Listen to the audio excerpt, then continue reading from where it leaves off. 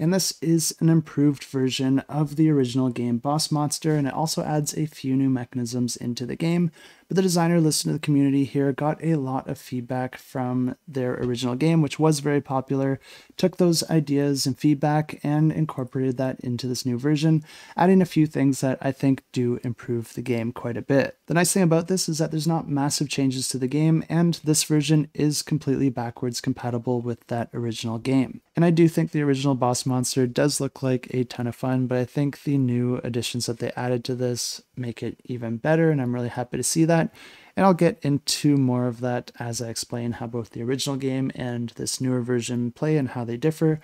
But because I really like what I'm seeing here and I really like the improvements that they've made, this one is my own personal pick of the week. But if you're not familiar with how the game actually plays, this is a game where players are competing to build up their own side-scrolling dungeons by chaining together different room cards in order to create that dungeon. At the start of the game, each player is going to be choosing a boss monster to start their dungeon with, and this is going to be the first card that you put out in front of you, but it's always going to be the last card in your dungeon, so every time that you're adding a new room card to your dungeon, you're always adding it to the left of your boss monster. Players are also going to have a hand of room cards that they'll be able to choose from when adding new cards into their dungeon, but each round there's going to be a number of hero cards that are going to be drawn, and the icon in the top right corner indicates the icons that are going to be attracting that specific hero to the dungeons. This means whichever player has the most of those icons currently in their dungeon is going to be drawing that particular hero to their dungeon. But before that happens, all the players are going to be drawing another room card into their hand and then choosing one to play into their dungeon. Dungeons do have a limit of 5 cards, but you can also replace cards in your dungeon with another one from your hand if you think something else might work a little bit better for you for that round.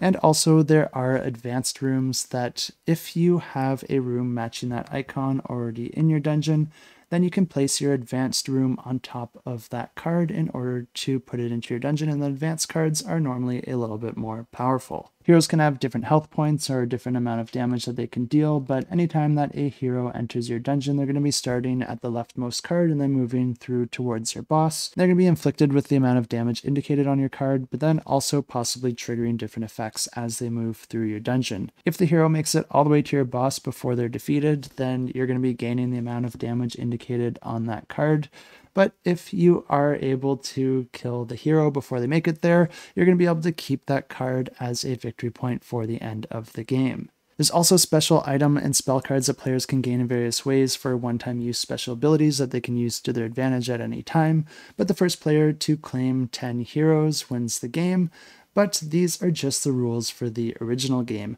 Like I said, this new version is going to be making some changes, and the biggest change here is that they're going to be adding this town board. The way this comes into play is that instead of the heroes being just put into the center of the table, they're instead going to be put onto this board, and they're going to be gaining some special abilities or upgrades depending on the area that they are placed into. This does make them a little bit harder, but players will also gain access to their minion worker, and you'll be able to move your minion worker out on the city board as well, gaining you some special abilities or special effects depending on where your minion is during that round. And something else that I think is a massive improvement is that instead of just drawing a new room card every round from the deck randomly, they're instead going to be put out at the bottom of the board, and players are going to be drafting this depending on their player order, which is determined by certain cards that you have in play and the amount of experience points that are depicted on them. But I like this for a few reasons, because it gives you a little bit more control over the cards that you'll get into your hand, but it also allows you to see some of the cards that your opponents are getting, giving you some idea of what they could be possibly going for in terms of those icons and the different cards that they might put into their dungeon. I really do love what I'm seeing with this one, and I think it's a great example of how to improve upon a game.